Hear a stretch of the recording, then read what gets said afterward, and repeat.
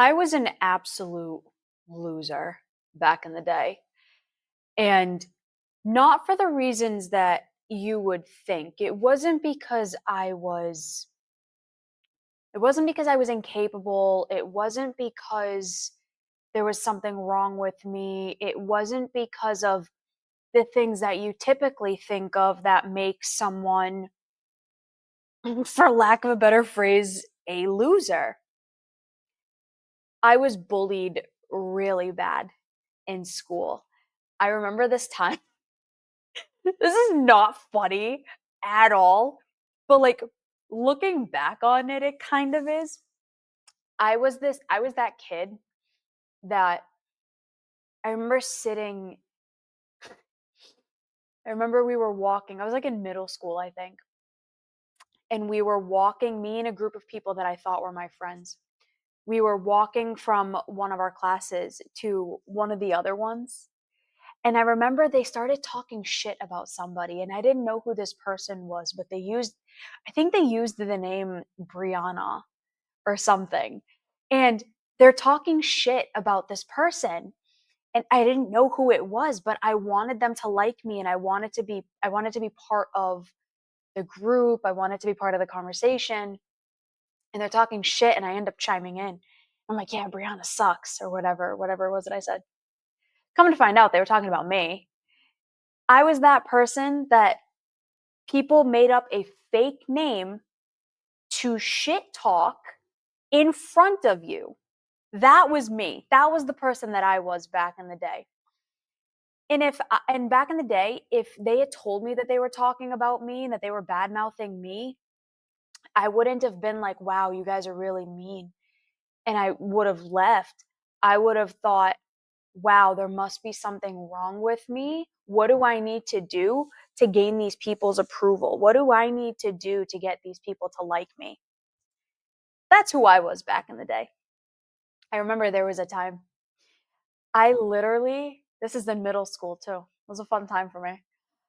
I remember I I saw my uncle had a stack of cash, like that's how he kept his money, and he had a bunch of cash in a rubber band wrapped around it, and he carried it in his pocket. And I thought he was significant. And I remember I had like $30 and I had like a 10 and like the rest was ones, I think, because I got money for my birthday. And I remember I was at middle school. I was at Forest Grove Middle School for anyone who's in Worcester, Mass.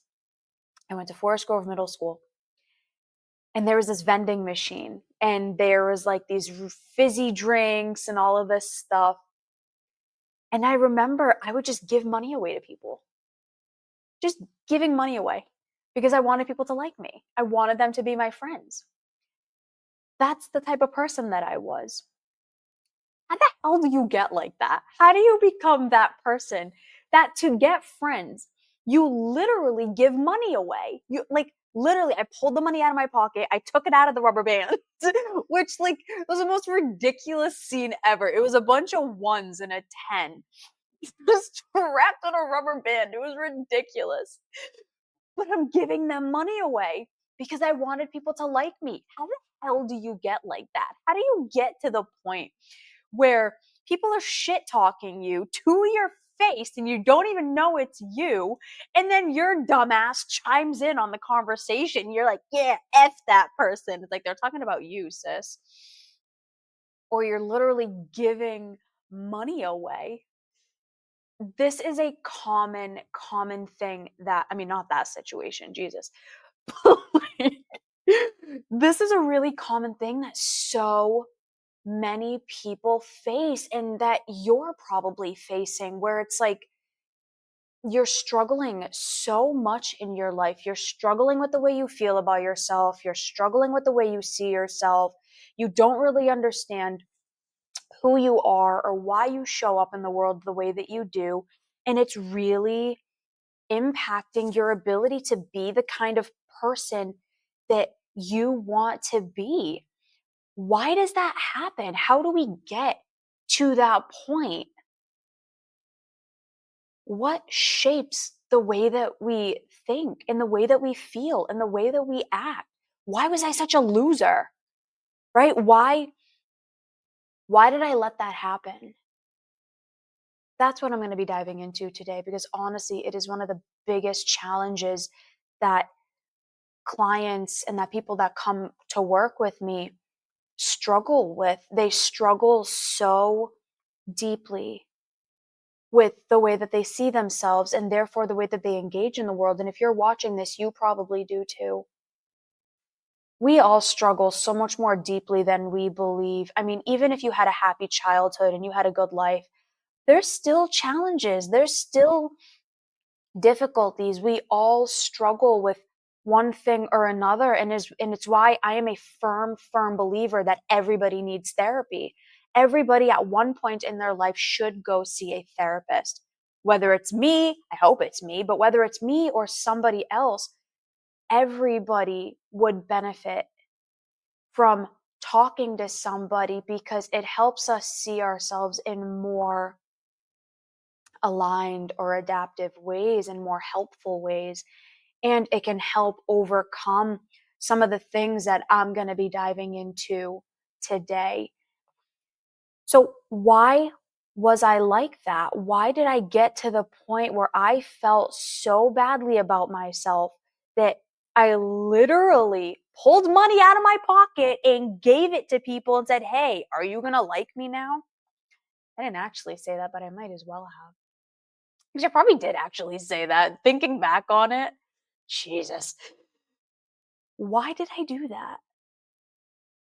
Growing up, I actually shared this on the podcast the other day. So, for those of you who don't know, I also have a podcast that I do with my business partner, Amelia, my mission partner. The podcast is called Evolve Ventures.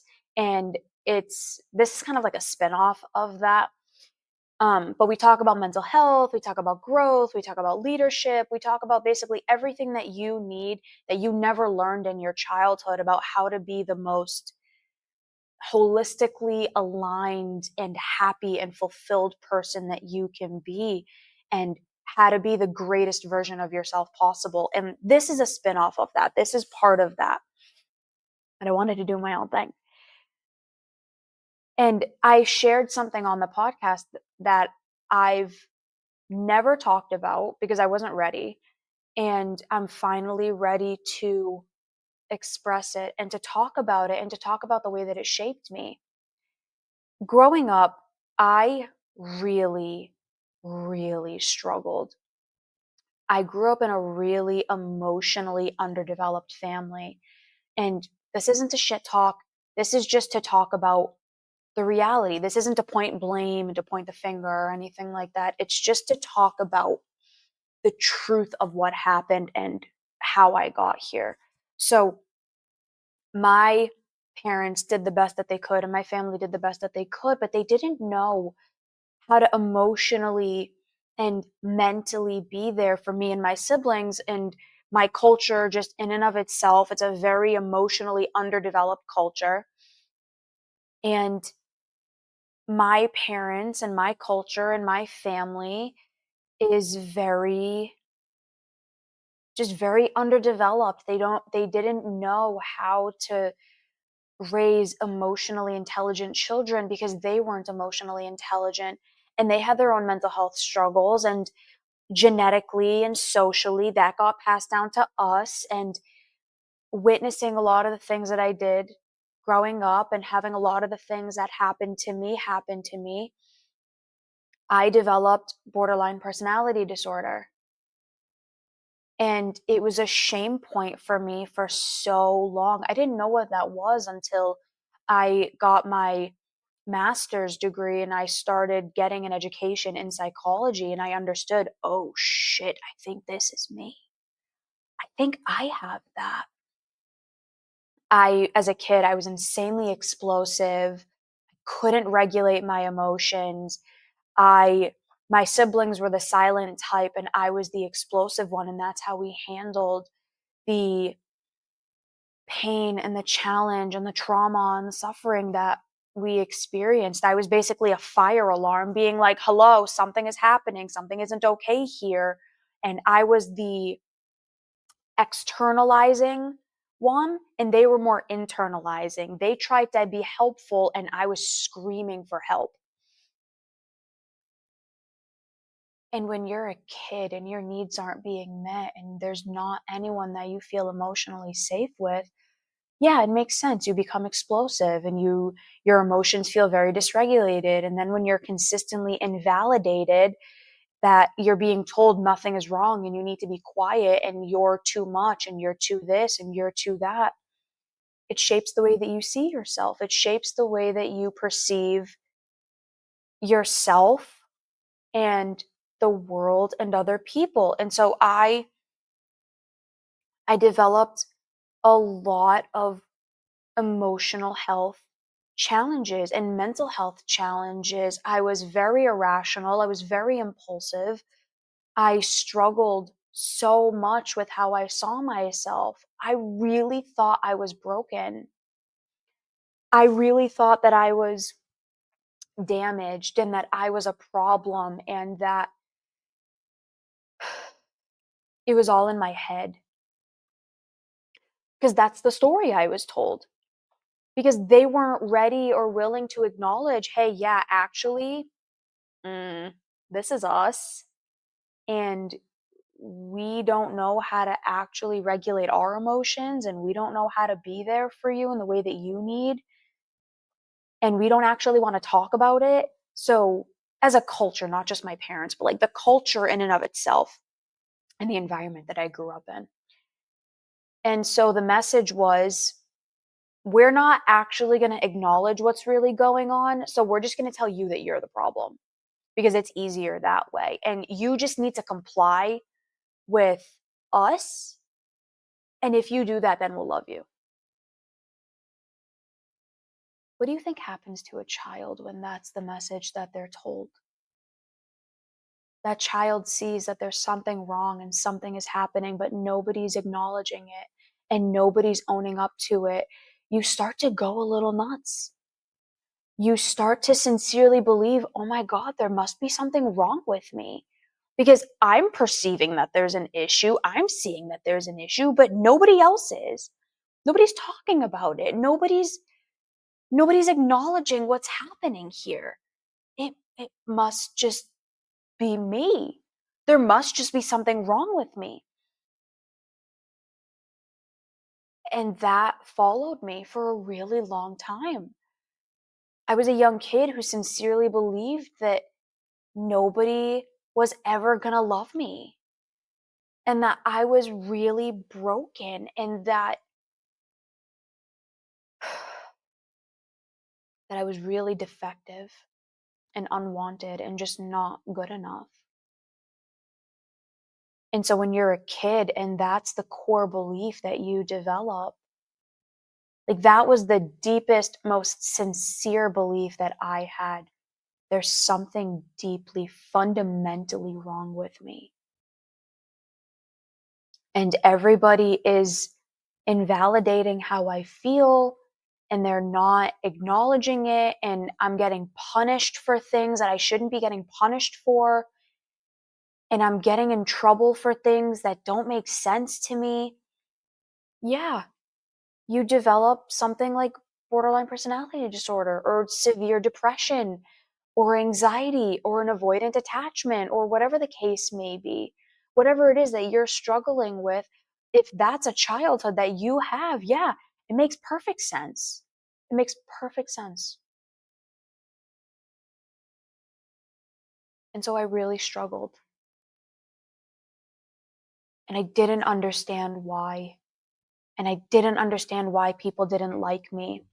And I didn't understand why I felt so misplaced in the world. It was like everybody had this secret that they were keeping, and I just didn't know what the secret was. And I was doing anything and everything that I could to finally be let in on the secret. And that caused me to live a life where I'm constantly seeking the approval and the love and the validation and the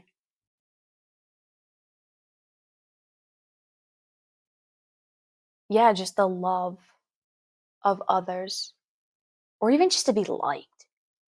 Because I wasn't liked. Nobody liked me, or very few people did. Core beliefs. That's ultimately what I'm talking about here. Core beliefs are the fundamental idea that you have about yourself. And mine growing up, like I just said, was nobody likes me. There is something fundamentally wrong with me. I'm too much. I'm dramatic. I'm problematic. So that shaped how I felt and what I thought, and therefore what I did. In CBT, that's actually called the cognitive triad. It's what you think, what you feel, and what you do. So it's a triangle. And that shapes everything about your behavior. So this triangle. So you have this core belief. It's kind of like a bubble. Or think of it like a lens, right? Like glasses or sunglasses. You have these experiences growing up. You go through these scenarios, you go through these situations. You're being invalidated, or you're abandoned, or you're not loved at home, or you're bullied at school and you don't feel safe and you can't talk about it to anybody. So what happens is you start as a child, the only thing that makes sense is, well, it must be me, because these things keep happening to me and nobody's telling me anything else. So it must be me. It must be that there is something inherently wrong with me. And that becomes the lens in which you view the world. Oh, it's me. There must be something wrong with me.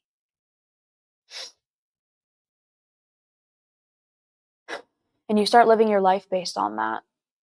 So everything you think, everything you feel, and then therefore everything that you do gets filtered through that. I'm not enough, so I have to go prove that I'm enough. So I'm going to go do all of these things that gain me approval, that gain me validation, that will finally gain me the love that I never thought that I could get at a young age. That's why I was such a loser, because my sincerest belief was nobody's ever going to like me. And I am such a problem that I'm going to have to fight tooth and nail and do anything I can and let people badmouth me and give things away so that somebody will finally choose me, so that somebody will finally love me. And it shaped everything. I struggled having friendships. I was very explosive because I felt so unseen and so uncared for and so misunderstood. It led me to choose abusive partners. The very first relationship I was in, I was emotionally and sexually abused. It continued me making really, really bad choices until I really understood what was going on.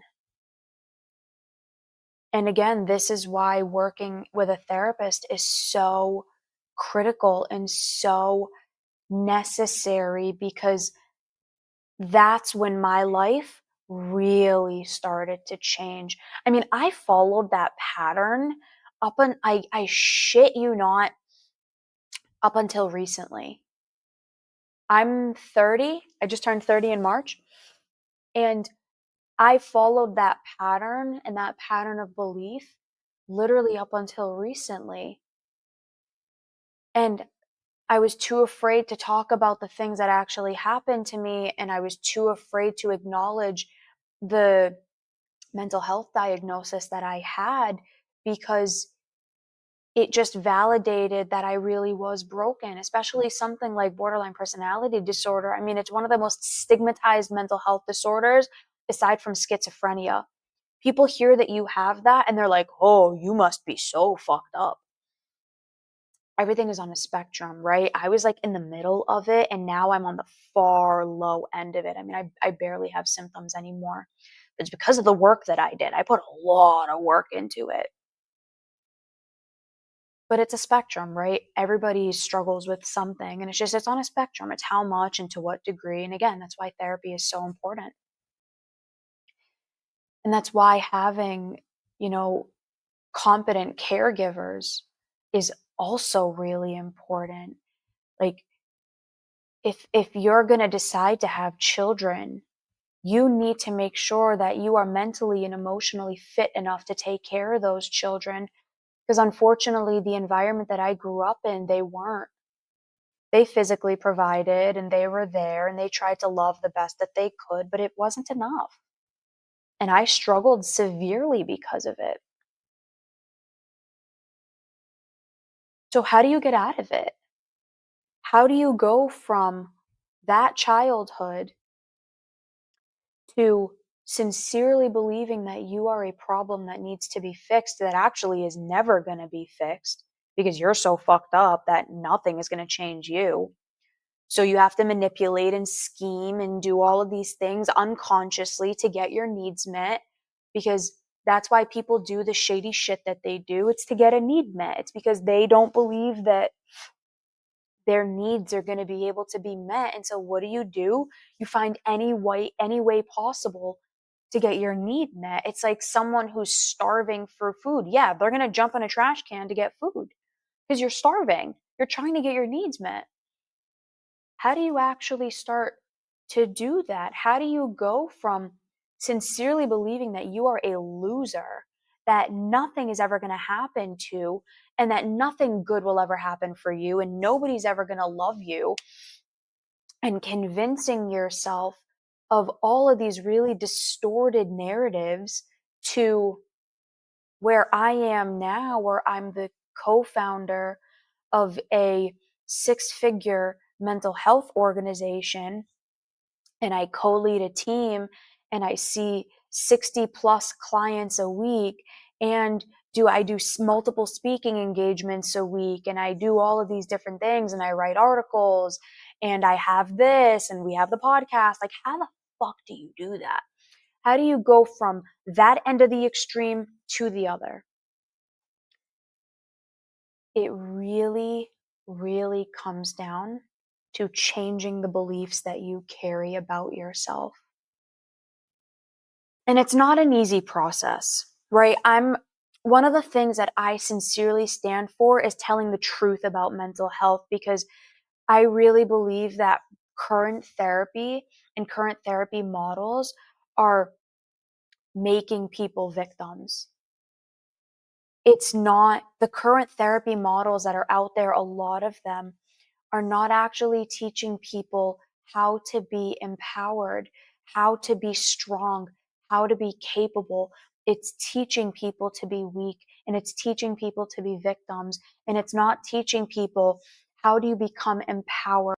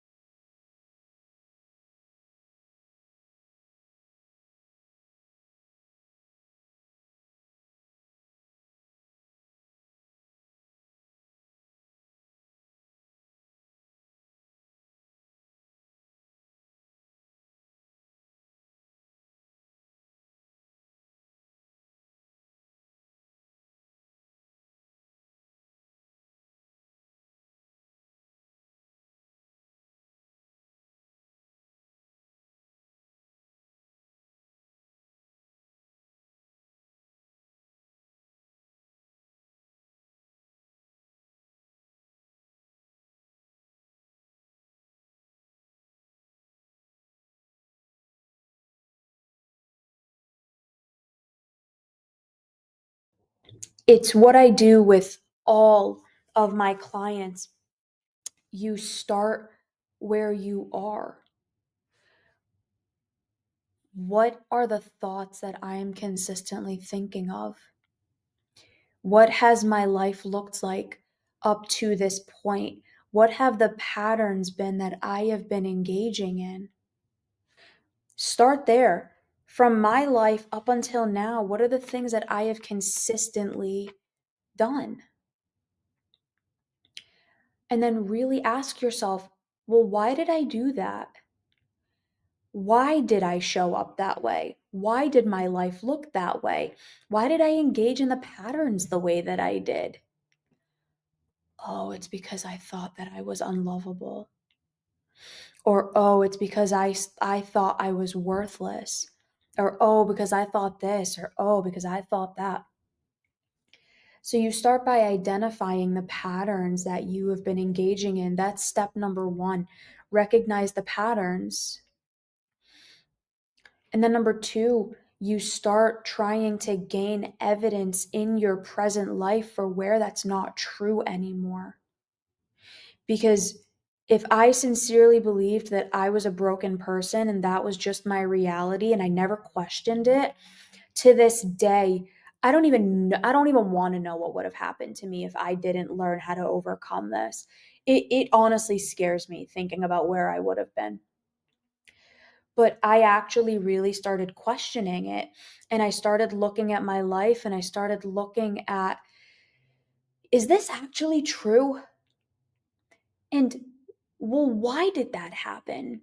Why did I act like that? Why did I give money away for free? Why did I why did I think that I had to let people bully me in front of me and not say anything in order to get love? When you can start identifying it, then you can start questioning it. And when you can start questioning it, you can start building evidence in the opposite direction. That's how you go from being a victim to being your own superhero, to being the person that you needed back in the day. And that's exactly what I did for me. Your core beliefs shape everything. And the story you tell yourself about yourself shapes everything. It shapes every part of your life and who you are. And the only way that you can have a wonderful, magnificent life is by learning how to identify that, understanding if it's helping you, and then if not, learning how to change it. So, what I want everybody to do is for the next week, start jotting down what are the thoughts that you are consistently having? How are you seeing the world? What are you noticing going through your head on a consistent basis? If you do that, you'll start to see patterns, and those patterns determine your core beliefs. Try that for a week and then see what you come up with. And then once you do that, that's where the real work begins, on learning how to change those beliefs and gather new data and new evidence. And that's, again, where working with a really good therapist comes into play, because they'll be able to help you do this. So if that's something you are interested in, drop a comment down below, send me a DM. I would love to work with you, and try that experiment for the next week and let me know how it goes. I guarantee you're going to start noticing some crazy patterns that are going to blow your mind. And it'll make so much sense why your life has developed the way that it has, because your beliefs are shaping your reality.